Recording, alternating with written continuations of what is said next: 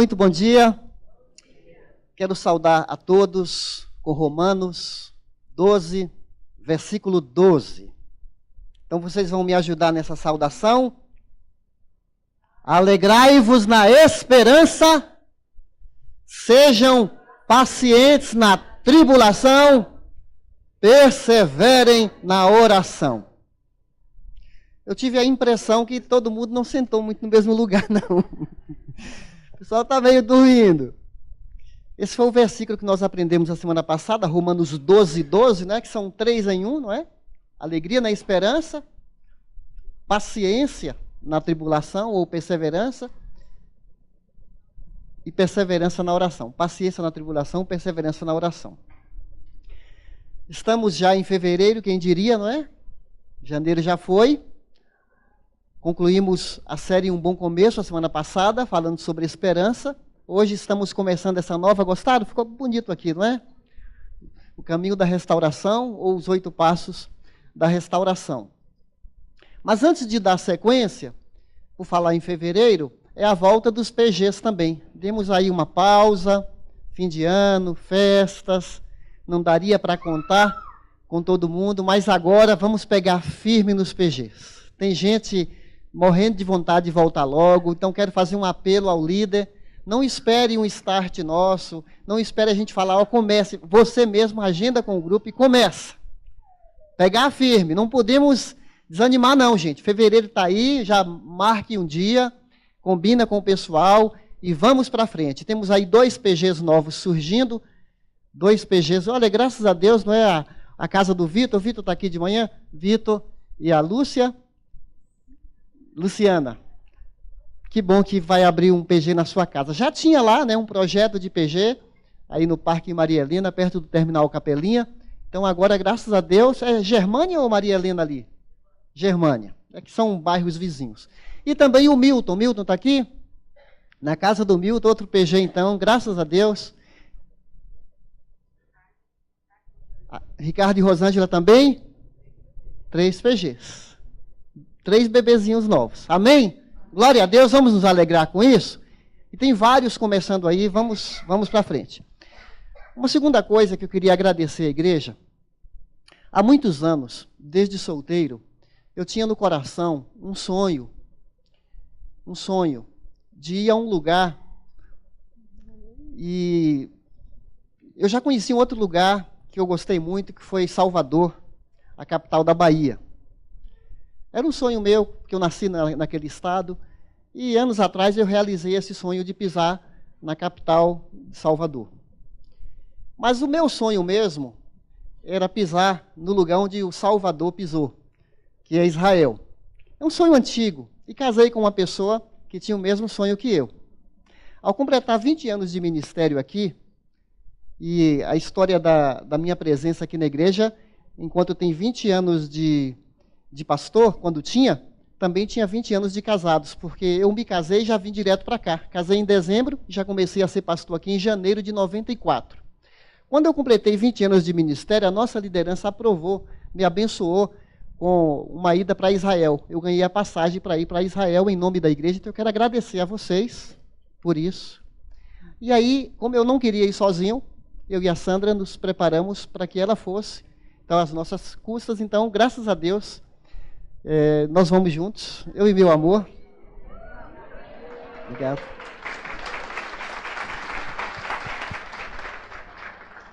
Eu vou com um grupo do Luiz Saião, muito conhecido, né, no Brasil, Luiz Saião. Ele vai ser o guia.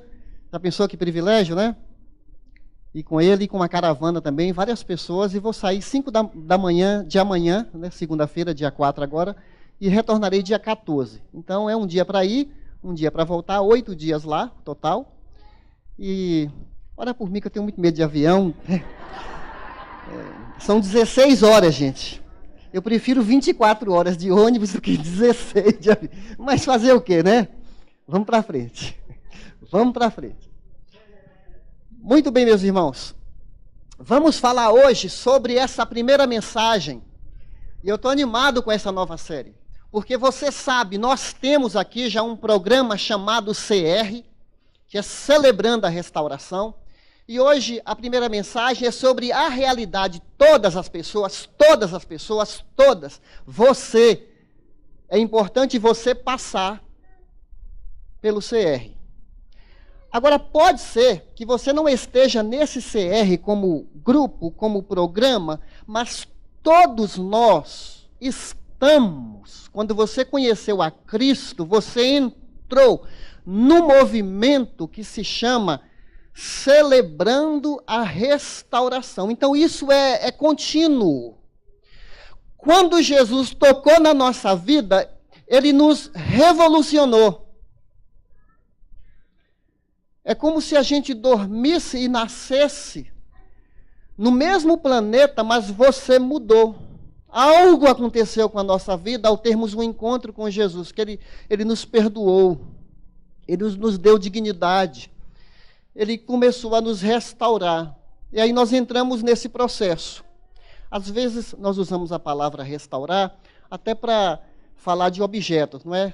Quebra uma cadeira na sua casa e fala, vou restaurar essa cadeira, vou restaurar a mobília, vou restaurar os dentes.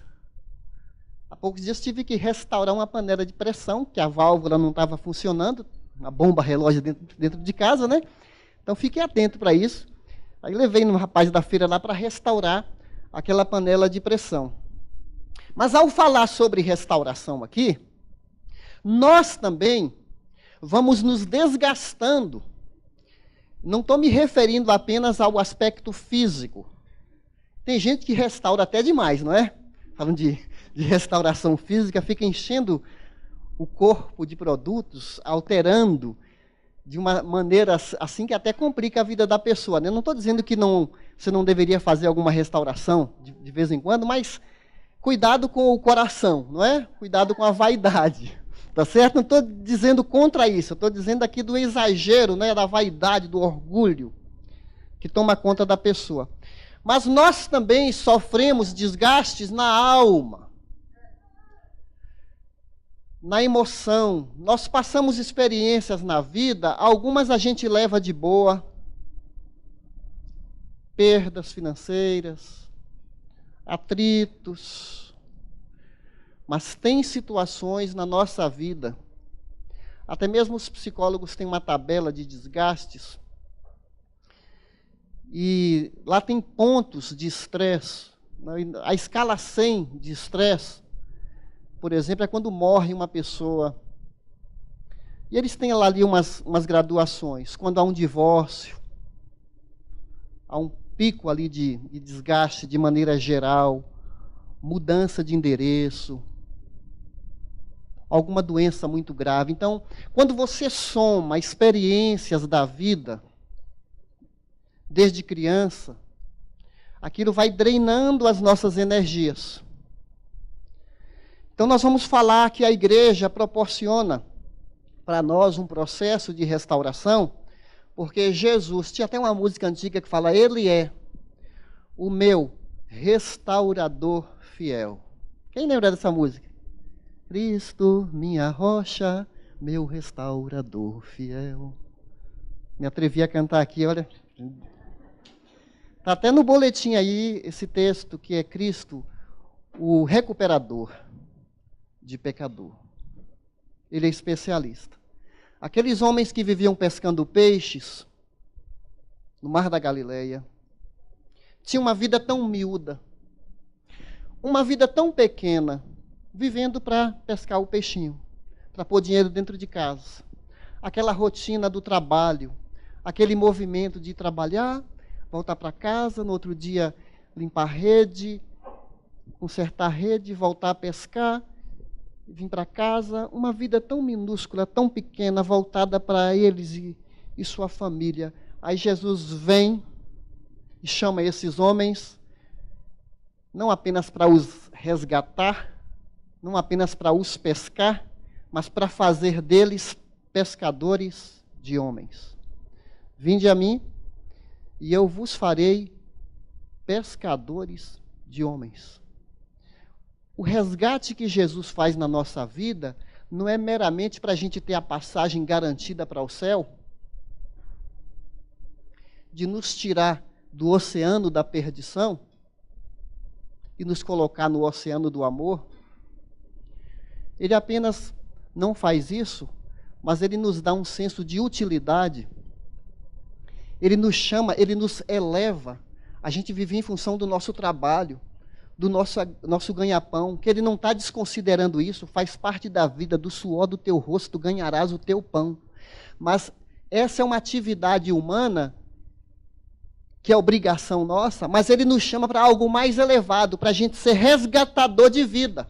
Vocês serão pescadores de homens, e Ele nos dá o treinamento. Você está no processo de treinamento e de recuperar você também. Estamos entendidos aqui? Quando Ele chama você, não sei o que você faz. Eu não sou pescador de peixe, mas você trabalha com TI, você trabalha com vendas, você trabalha no seu negócio próprio, você tem a atividade, mas Ele te chama para que você seja representante dEle. E no final de Mateus, depois que Ele treinou, vão fazer o quê? Fazer discípulos. Enquanto vocês estão trabalhando, enquanto estão vendendo, esse é um processo que nós estamos. A gente está, vamos dizer assim, já cansamos de ouvir isso, verdade ou não? Então eu estou fazendo isso aqui para recordar. Hoje é mais uma introdução. A premissa maior dessa mensagem de hoje é que todos nós precisamos de restauração. Tudo bem, você já ouviu falar, ninguém é perfeito, só Jesus foi o impecável, só Jesus nunca falhou, só Jesus nunca errou. Nós estávamos perdidos, nós estávamos sem esperança e sem Deus no mundo. Efésios 2, versículo 12. Deus não desiste de chamar a nossa atenção para nos restaurar para perto dele através do caminho. Cada um de nós é uma seta, indicando que nós não somos o caminho, a Igreja Batista não é o caminho, nós somos como uma setinha. Nós não somos o caminho, mas nós acenamos para as pessoas, olha, olhem para Jesus. Olhem para Jesus. Ele é o caminho, a verdade e a vida. Não é a igreja A, B ou C que salva as pessoas. É aquele que morreu na cruz por elas. Ele é o caminho. Se nós entendermos isso bem, nós vamos começar a celebrar cada vitória da nossa vida. Nessas próximas 8 semanas, estamos orando pelo que Deus vai fazer em nossas vidas, porque nesse processo de restauração, você já pensou uma vitória a mais? Você já pensou uma vitória a mais? Um cigarro a menos? Um acesso de ira a menos? Uma resposta dura dada para uma pessoa a menos? Uma inveja a menos? Uma infidelidade a menos? Uma jogatina a menos? Ninguém joga aqui na igreja, pastor. Nem vou abrir o confessionário aqui. Uma impaciência a menos? Uma mentira a menos? E vamos celebrar a vitória cada passo. Cada tentação vencida é uma resiliência, uma força nova. A gente vai ganhando mais fibra espiritual para estarmos mais firmes, igual as criancinhas, quando elas começam a andar, elas não caem? Aí vão tropeçando, depois vão se aprumando, depois vão disparando assim, que até a mãe fica assustada, mas vai ganhando resistência, resiliência através das vitórias. Qual é a área da sua vida que precisa ser restaurada? Qual é a área da sua vida que precisa ser restaurada? É uma pergunta que você precisa responder para você. A boa notícia é que os passos da restauração podem ser aplicados para qualquer um de nós, desde as crianças, juniores, adultos, todos nós. Aí você olha para você e fala assim, o que eu vou ser restaurado? Eu estou bem, pastor. Eu estou inteirinho. O senhor precisa de uma restauração nessa careca aí. Eu estou bem. Não tem nada de errado comigo. Será? Eu vou alistar algumas coisas aqui para ver o que nos afeta. Será que algum ponto desse aqui não tem a ver com você, ou mais de um? Vamos ver. Compulsão pelo trabalho. compulsão por comida. Ah, estou pegando aqui, né? Vício sexual. Há uma loucura por sexo. Sabemos que uma dádiva é um presente de Deus dado para pessoas casadas, tá certo? Mas há algo insano nesse sentido no nosso mundo. Mas foi dado como presente para ser praticado de maneira regular dentro do casamento. Codependência da doença do outro. Mesmo quem tem um marido alcoólatra, quem tem uma pessoa deprimida dentro de casa, deixa-me explicar o sentido de codependência. Quando você tem alguém que tem alguma área traumática na vida dela, você vive com ela. Então, codependência é que você depende dela, você assimila, altera a sua vida, porque você está tão ligado àquela pessoa que a doença dela te afeta. Você fica codependente. Você depende dela até para o seu bem-estar também. Então isso se chama codependência. Compulsão por compras.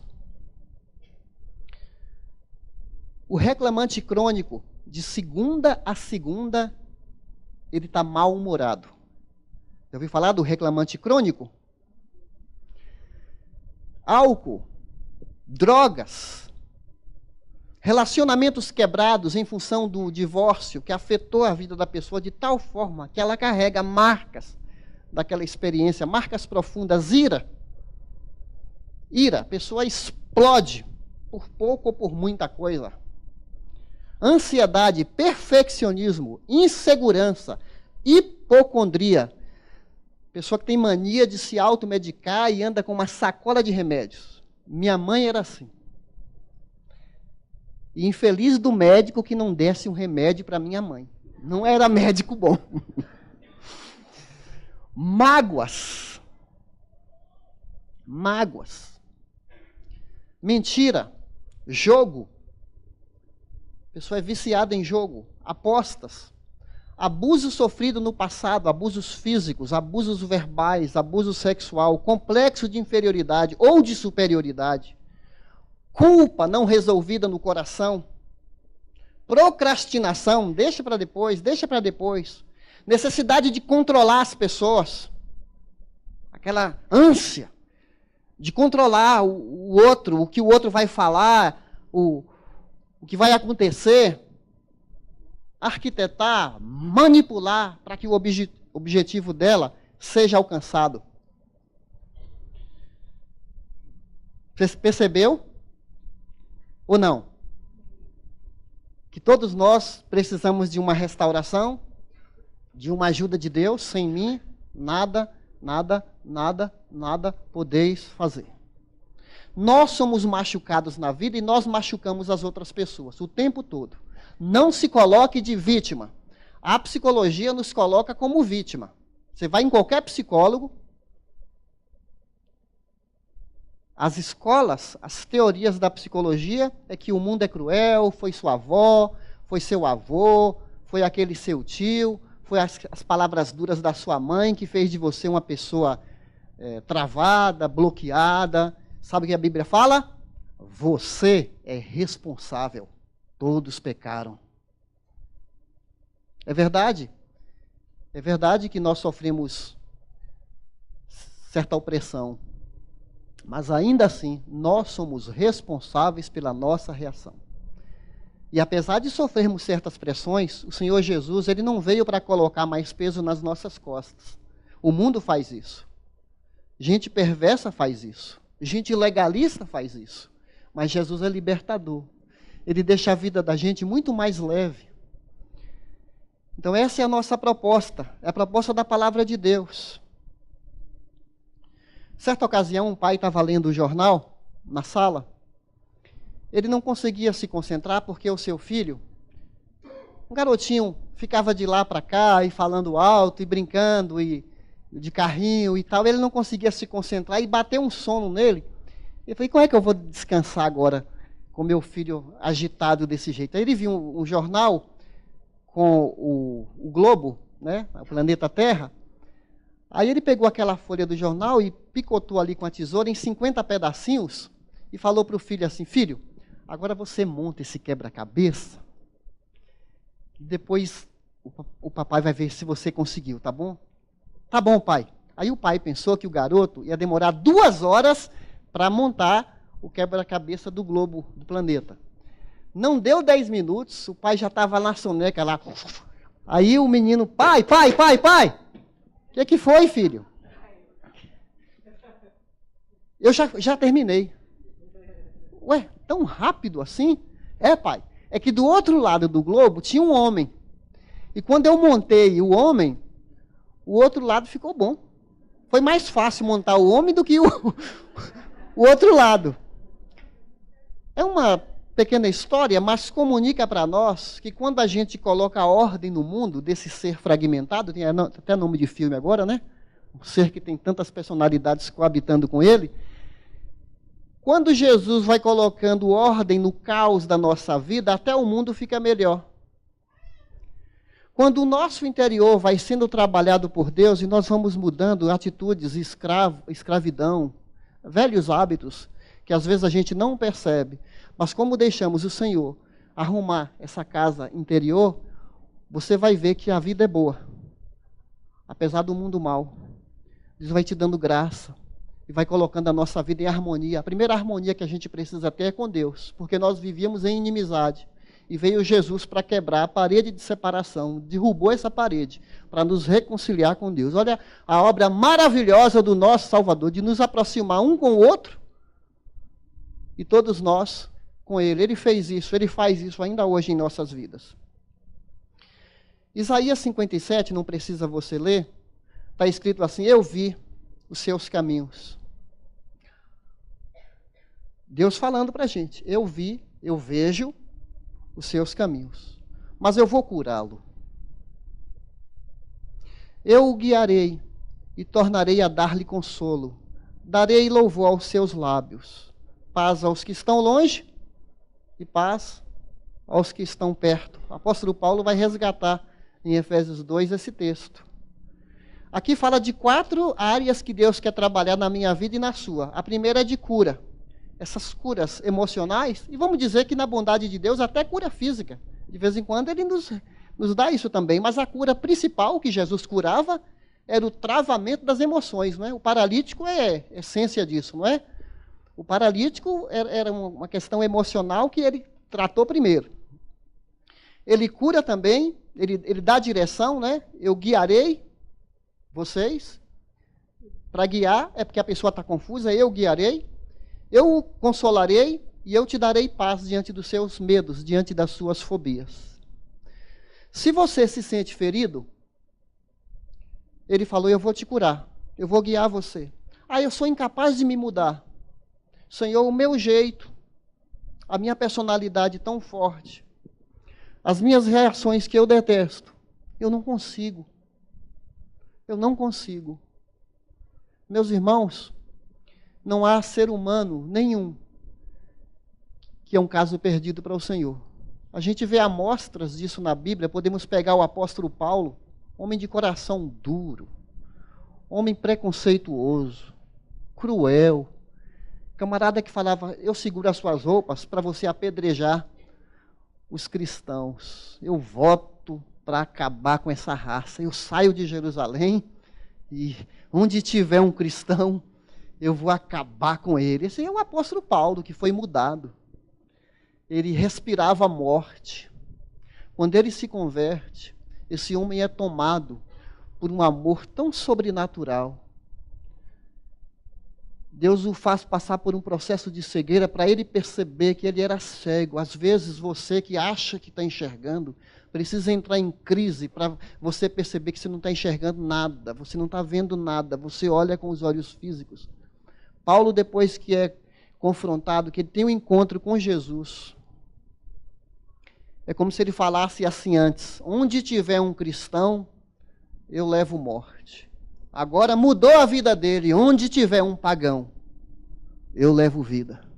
Essa é a minha sina, esse é o meu destino. Eu vivo para Deus, não me importo mais comigo mesmo. Eu sou o pior dos pecadores. Essa é uma palavra digna de toda aceitação. Cristo Jesus veio ao mundo para salvar os pecadores, dos quais eu sou o principal. E se essa matéria-prima tão ruim,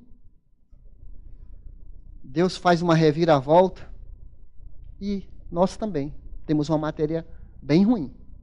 Talvez até pior do que o apóstolo Paulo, mas Deus não desiste de nos amar e não tem caso perdido para Ele. O primeiro passo no caminho da restauração,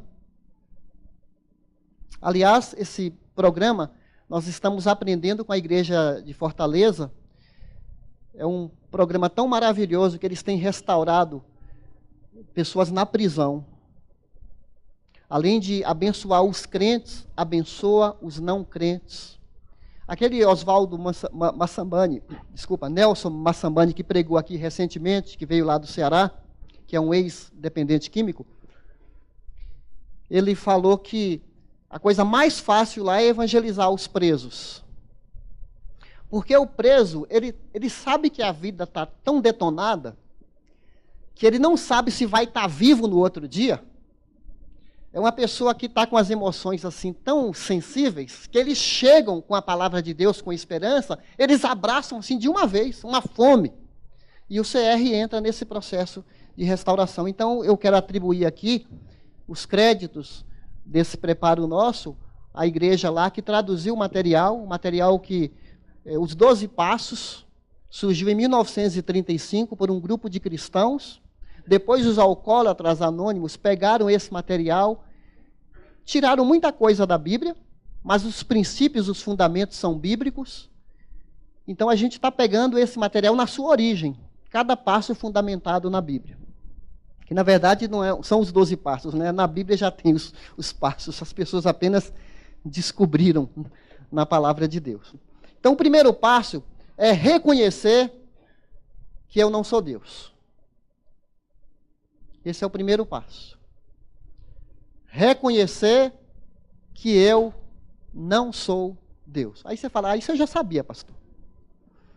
Grande novidade essa. Talvez você age com essa síndrome, mas você não percebe. Esse primeiro passo significa que eu admito que sou incapaz de controlar a minha tendência de fazer o que é errado, e a minha vida nessa área está fora de controle. Se a gente não admitir isso, significa que você não é ser humano.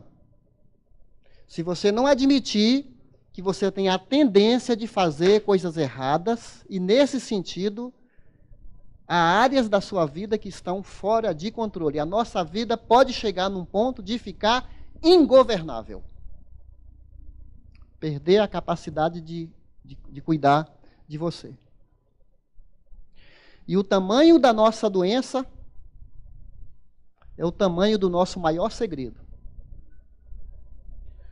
O tamanho da nossa doença é o tamanho do nosso maior segredo. Por isso, no CR, você tem que pôr para fora esse segredo que você encoberta, não admite, e tenta escamotear, né? Tenta mascarar para que ninguém saiba exatamente quem é você. Por exemplo, área que foge do nosso controle. Já aconteceu, você está cansado, você vai dormir, aí você não consegue dormir? Você sabe que deveria estar dormindo, você sabe que deveria pegar no sono, mas aí, eu acho que eu estou muito elétrico aqui hoje, viu?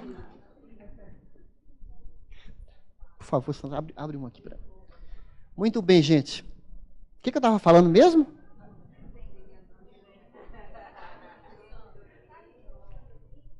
Obrigado. O povo está acordado. Rubens. Já aconteceu com você? Eu sou o primeiro a admitir. Hoje? Eu sei que eu deveria dormir, e levanto, e leio alguma coisa, e mexo de um lado, mexo do outro, acordo a esposa, dou um trabalho para ela, não ronco, mas dou um trabalho. Agora ela está dizendo que eu estou roncando, então a gente vai passando por fases na vida, né? Você sabe que não devia roncar e você ronca, miserável. Já aconteceu de você estar comendo uma coisa tão gostosa, você sabe que deveria parar. E eu sou meio assim sistemático, às vezes eu vou ler ali quantas calorias tem. Aí há poucos dias, qual foi minha surpresa? Eu estava comendo uma fatia de um pão, e olha que é um pão desses integrais, né? Que estava falando lá 135 calorias um pão, que é mais que 10% do que você precisa, né? Só a fatia só. Aí eu estava correndo na esteira, e para queimar 135 calorias, 2 quilômetros de corrida. Aí você fala assim, tô doido desse jeito. Então a gente come algo, falando do exagero aqui, né, pessoal? Do exagero. Alguma vez você percebeu que você estava sendo egoísta, que numa discussão você queria vencer, mesmo sabendo que está errado, mas você não quer dar o braço a torcer? Você insiste, porque se eu bobear, ela monta aqui na minha cabeça. Então, teimosia, e você sabia que você estava errado, já foi a um shopping, você sabia que não precisava comprar aquilo, tudo aquilo, mas você compra, e depois paga. Você já percebeu, quando pode, você já percebeu como as mulheres...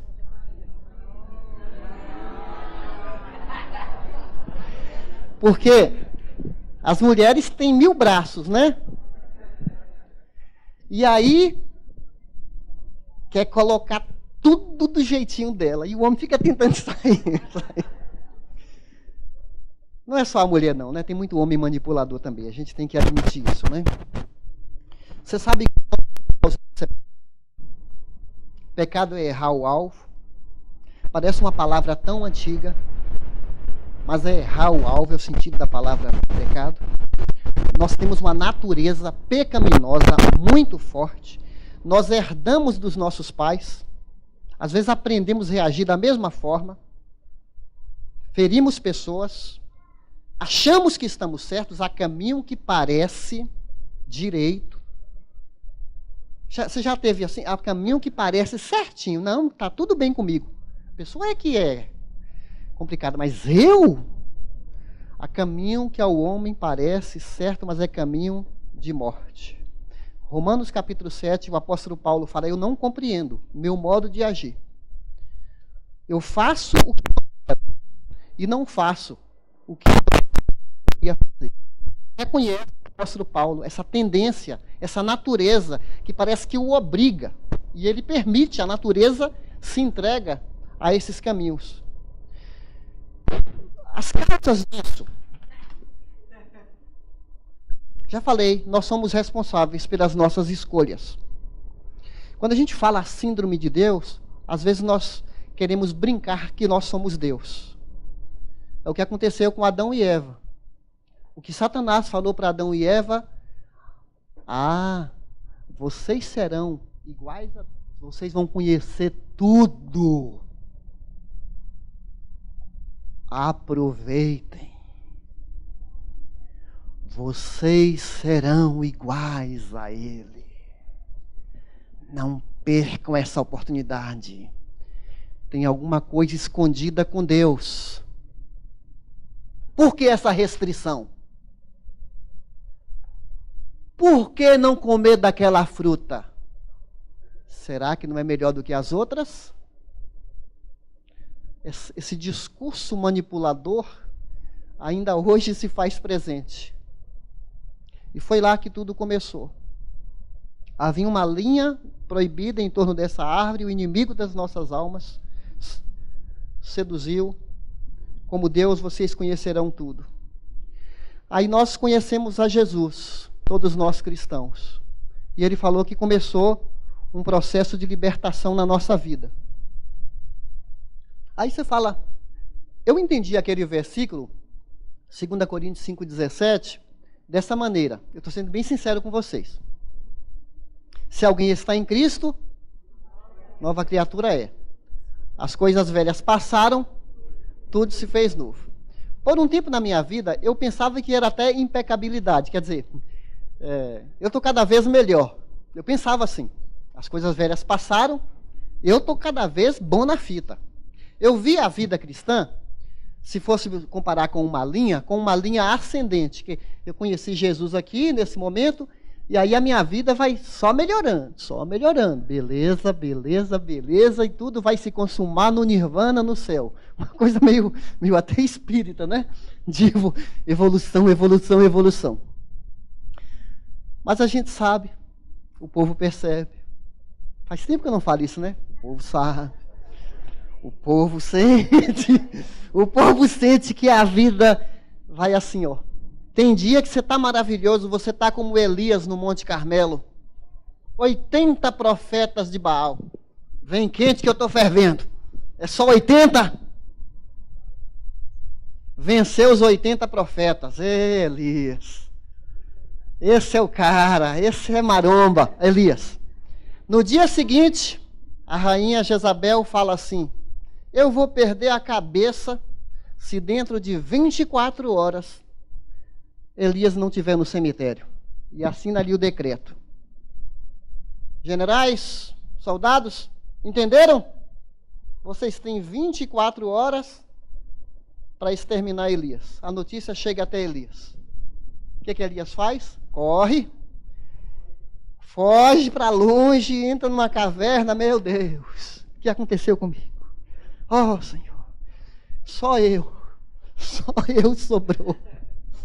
Aí Deus, o que você está fazendo aqui, Elias? Elias, sai daí, Elias, eu tenho muito trabalho para você, sai dessa caverna da depressão. Eu que estou dizendo com isso, que há momentos que a gente está lá no alto, e no dia seguinte a gente está aqui tão embaixo, e às vezes a gente não entende, mas Deus, o que acontece comigo? É verdade que a gente está crescendo na fé, no conhecimento de Deus, mas a gente tem esses picos. Tomara que esses picos estão sempre nos levando a levantar, não a ficar prostrado, né? O justo cai ainda que 7 vezes, mas ele se levanta. E 7 vezes é um número infinito aqui, no sentido de que você vai cair não só 7 vezes, você vai cair muito, mas você se levanta porque você fala: Deus, segura na minha mão, eu tenho vergonha de mim.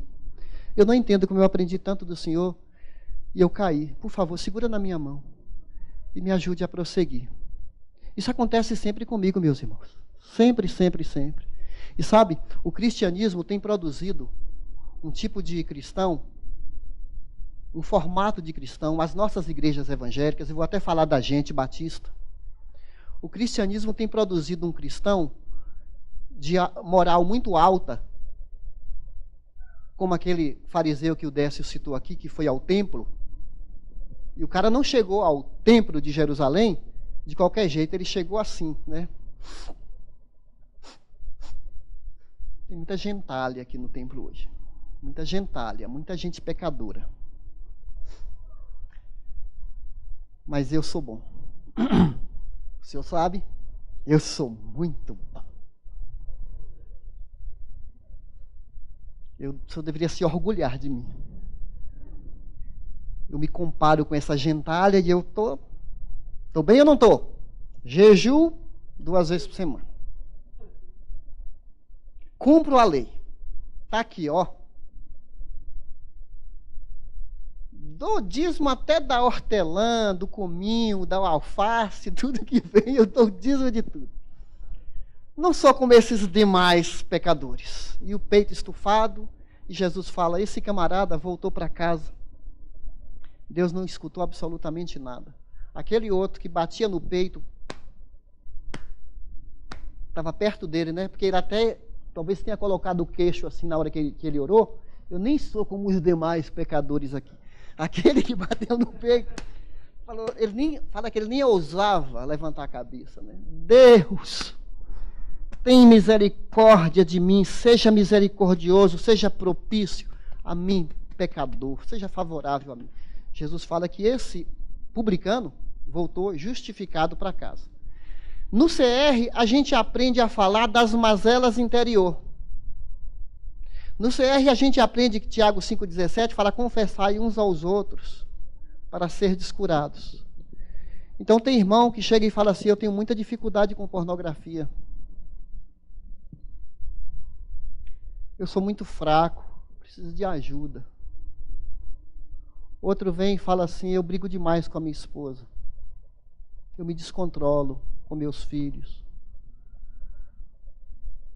Outro vem e fala assim, eu gasto demais, eu sou muito consumista. Mas nós não olhamos aquela pessoa com um olhar de superioridade. Porque é assim mesmo, nós somos arrebentados na vida e a gente admite. O grande problema do cristianismo de moral alta e caráter baixo, que tem muita gente boa na fita, mas ela se esconde. Ela acha que porque ela frequenta a igreja, porque a família dela está bonita assim, e ela começa a negar. Ela não admite. Ah, está tudo bem. Você fala, está tudo bem mesmo? Não, está tudo bem. Tem umas dívidas aí, mas está tudo bem. A gente tira de letra. Eu durmo 3 dias por semana no sofá, minha esposa na cama dela, mas está tudo bem. Depois a gente se resolve. As pessoas vão negando o que elas passam, não admitem, vão se escondendo, tenta controlar a sua imagem, não quer que os outros saibam exatamente como ela é, porque ela fala assim, eu tenho medo das pessoas perceberem exatamente como eu sou. Então ela tenta controlar a imagem, esconde o seu verdadeiro eu. Não estou dizendo que a gente tem que falar tudo o que acontece conosco para todos. A gente está falando aqui para pessoas de nossa confiança, que são solidários porque têm outras lutas. Então, a gente aprende na palavra de Deus que esse orgulho nosso, de querer ser o que nós não somos, de que nós estamos no comando da situação, e quanto mais inseguro a pessoa é, mais ela quer controlar, mais ela quer disfarçar, e às vezes ela tentando se resolver, complica a vida dela ainda mais. Tentamos controlar outras pessoas, através de culpa, de medo, do nosso silêncio, às vezes do elogio, da ira, da ameaça. Tentamos controlar nossos problemas, nossas mazelas, somos craques em negar. Você está deprimido? Eu? De jeito nenhum. Você está com medo? Não. Tentamos controlar o que passa conosco.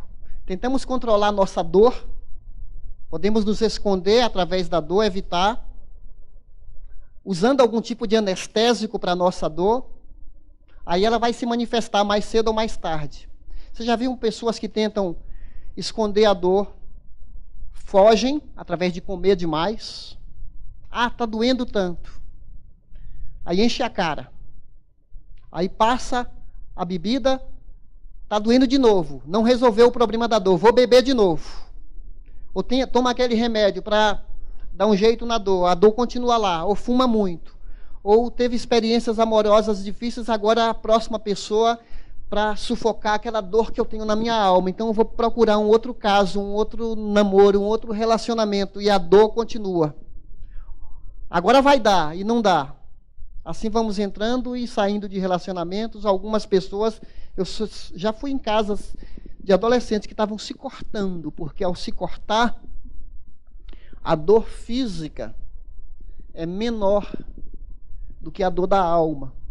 E como ela não consegue dar um alívio para a dor da alma, ela se corta para poder desviar a dor interna para a dor física. São complexidades desse ser humano inquieto. Aí a gente inventa alguma coisa, inventa de estar o tempo todo na internet, som alto, para não pensar, é uma forma de negação. Somos craques nisso, fazendo o papel de Deus de querer nos controlar. E aí vem os ensinamentos. Ah, você tem força, a paz está dentro de você. Ah, eu paro quando eu quero. Você já viu essa? Aí eu vou parar quando eu quiser. Ah, eu estou viciado na pornografia, mas quando eu quiser eu paro. É só um clique. Acontece que vai 1 vez, 2 vezes, 3 vezes, vai aumentando. Ah, cigarro, eu paro quando eu quero. Bebida está sob o meu controle. Traição, é só uma vezinha só. Não vai acontecer de novo. A ira, a mentira, é só uma mentirinha boba. Só uma mentirinha boba. Não vai fazer mal a ninguém. Aí quando a gente tenta consertar, vai ficando cada vez pior. Então a gente precisa entender, você não é Deus, você não consegue tratar de maneira profunda dessas mazelas da nossa vida. Sabe, Adão e Eva passaram por isso. 4 consequências. Primeiro foi medo. Quando Deus chegou para confrontar Adão e Eva, o que eles fizeram? Se esconderam numa folhagem, não é? Para disfarçar, para Deus não ver a nudez, o pecado que eles tinham feito. Nós também nos escondemos através dessas máscaras que eu mencionei, de disfarçar, de não tratar profundamente disso. Falará em Gênesis 3:10, eu ouvi os teus passos, Senhor, e eu tive medo do Senhor.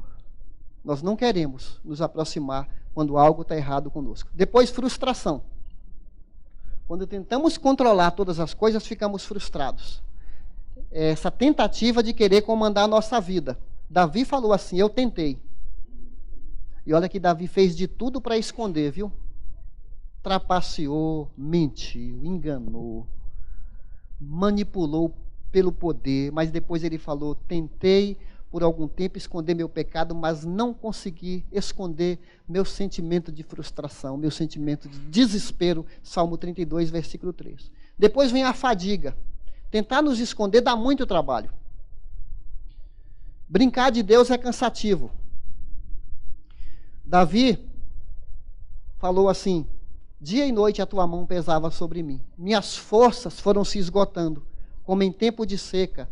Então reconheci diante de ti o meu pecado, não encobri as minhas culpas. Eu disse, confessarei as minhas transgressões ao Senhor, e tu perdoastes a culpa do meu pecado. Salmo 32, 4 e 5. E por último, o fracasso.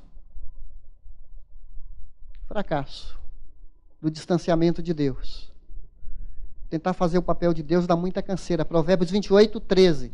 Quem encobre as suas transgressões, jamais... Quem fica escondendo, quem fica abafando, quem não admite, não vai prosperar. Meus irmãos, tomara que o Espírito Santo de Deus, nessas próximas semanas, esteja trazendo à tona situações da nossa vida. Tem situações até de restituição, de restituir a alguém algo que pegamos, algo que falamos, que machucamos, que Deus vai trazer à tona para a gente acertar, para não deixar nada... Porque Hebreus 4:12, não há nada encoberto, nada se pode ocultar aos olhos diante daquele a quem prestaremos contas um dia. Então, nós vamos ter o CR aqui, acontecendo às quartas-feiras, mas não dá para todos nós participarmos, cada ano a gente quer que mais e mais pessoas participem, as vagas são limitadas, mas mesmo assim, nós vamos tratar aqui com todos nós. Não é só esse grupo, mas todos nós estamos nesse processo. E eu pedi para o Milton trazer um testemunho agora de manhã, ele participou com a gente esse ano, e vamos ouvi-lo então.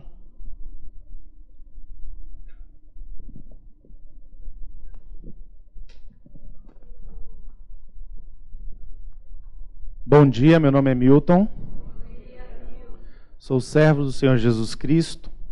Tenho lutado contra orgulho, autossuficiência, procrastinação, codependência, ansiedade, ira e outras coisinhas mais.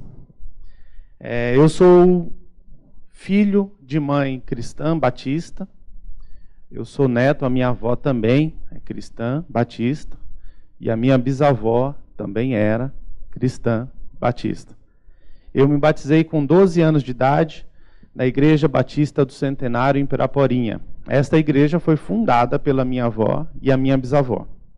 Então, me batizei ali com 12 anos de idade. Com 13 anos de idade, lá nesta igreja tinha uma organização de garotos que se chamava Embaixadores do Rei. Com 13 anos de idade, eu já assumi uma função de ensino. Com 14 anos, me tornei líder dessa organização e de lá para cá eu não parei mais.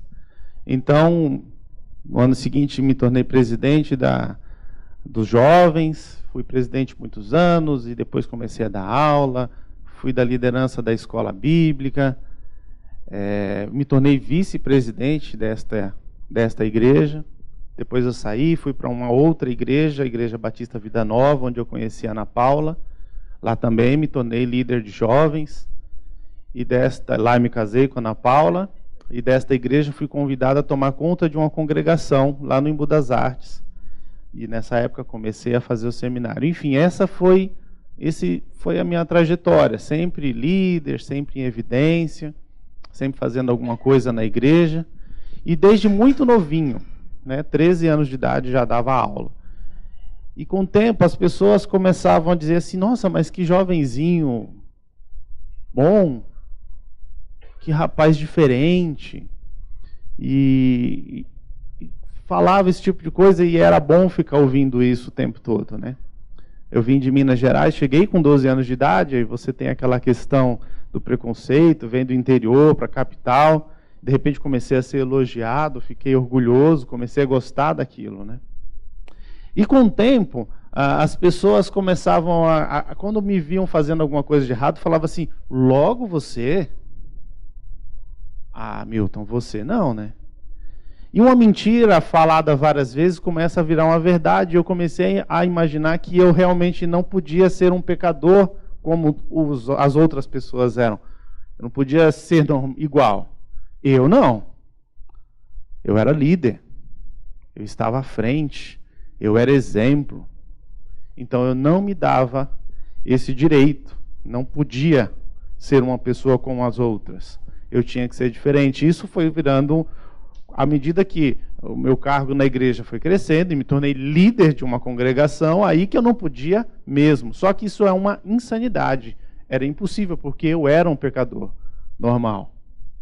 Só que eu vivia em conflito, porque eu não podia. E aí, confessar isso era inimaginável na minha cabeça. Como que eu poderia, nessa altura do campeonato, falar das minhas mazelas para as pessoas? O que ia acontecer? Ia sair todo mundo da igreja, ia se desviar, a culpa ia ser minha. Como que eu ia conviver com isso? E fui vivendo essa vida louca. Essa vida dupla. E isso foi se tornando uma bomba relógio dentro de mim.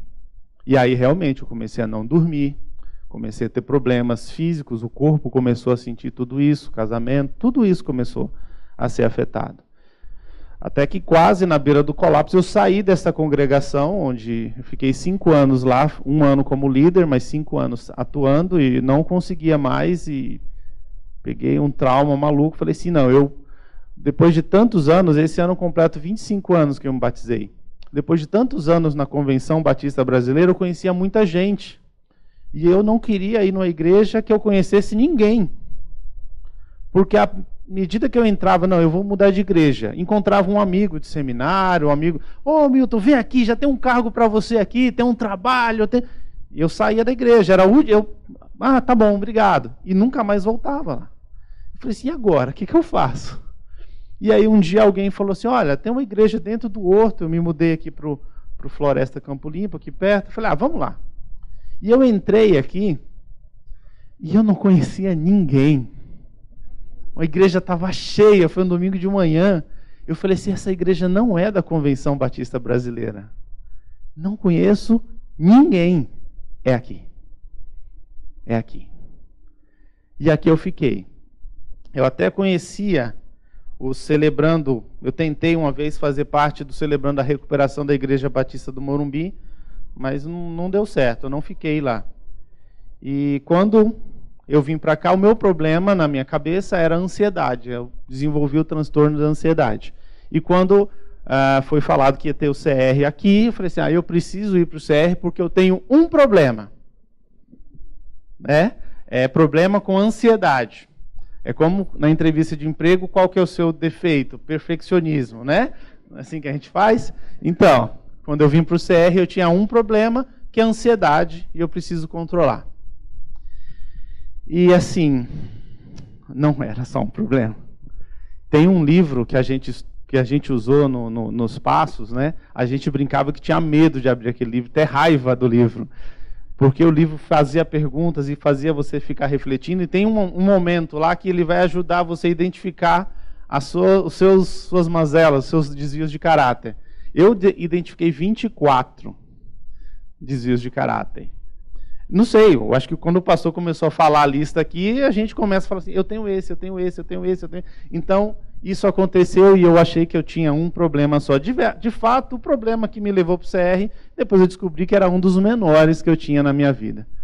Então, quais foram o que o Celebrando começou a me ajudar? Primeiro, a identificar que eu era bem mais pecador do que eu imaginava. Eu era bem pior. Mas a segunda coisa é que Deus também era muito maior.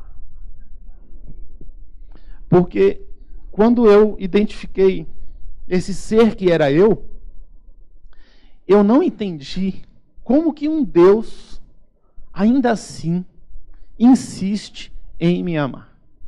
De uma maneira, assim, Deus não desiste. E me amava bem mais do que eu mesmo me amava. E uma das primeiras reações que eu tive, eu aprendi isso, que eu não podia fazer mais nada na igreja. Quando eu identifiquei o quão pecador eu era, a primeira coisa que eu pensei, eu não vou fazer mais nada. Eu não estou apto. Eu não estou apto, eu não posso fazer mais nada. Eu aprendi isso. Eu não podia fazer mais nada. E não tinha jeito, Deus não desistia. E eu falava, Senhor, por que o Senhor ainda tem colocado no meu coração coisas para fazer na igreja? O Senhor sabe como eu sou pecador. Agora você imagina você chegar numa entrevista de emprego e chegar para o entrevistador e falar os seus piores problemas. Eu sou isso. Fala tudo aquilo para o entrevistador. E fala, olha, eu me arrependo, eu quero mudar, mas eu sou isso. E o entrevistador chegar e falar assim, tá bom, você está contratado. Isso é racional para nós? Não é. Mas foi isso que Deus fez. Foi isso que eu aprendi, que Deus me ama. Uma das coisas que mais me chama a atenção no CR é esse negócio de falar o nome. Isso me chama, nossa, que coisa, parece um povo maluco, né? Oi, meu nome é Milton. Oi, Milton. Que coisa, meio... Mas, com o tempo, eu percebi que falar assim, eu sou o Milton, esse é o meu nome. Isso começou, no começo, a fazer automático, comecei a falar assim, eu sou o Milton. Esse é o meu nome. Esse ser sou eu sou assim. Com todos esses pecados. E uma das coisas que quando eu vim para o CR eu achei que eu ia me curar. E na verdade eu identifiquei que esse sou eu. E eu acho que eu vou morrer com muitas dessas mazelas. Elas fazem parte dessa estrutura pecaminosa que eu sou. Mas eu não sou capaz de me curar sozinho. Eu não consigo fazer isso sozinho. E eu entendi que existe um Deus que vai estar do meu lado, que está do meu lado, me ajudando a um dia de cada vez vencer esses problemas. Um dia de cada vez. E era um dos problemas que eu tinha, era a ansiedade. E quando a gente cai, porque é um pavor pensar que você vai cair. E o Salmo 37, verso 24, fala assim, se você cair, você não vai ficar prostrado, porque existe um Deus que sustém a sua mão. E tem uma música, para encerrar, tem uma música secular, que fala assim, reconhece a queda, não desanima, levanta, sacode a poeira e dá a volta por cima. A diferença é que, com Jesus, Ele nos ajuda a reconhecer a queda, Ele nos levanta, Ele nos ajuda a sacudir a poeira e Ele nos faz dar a volta por cima. Amém.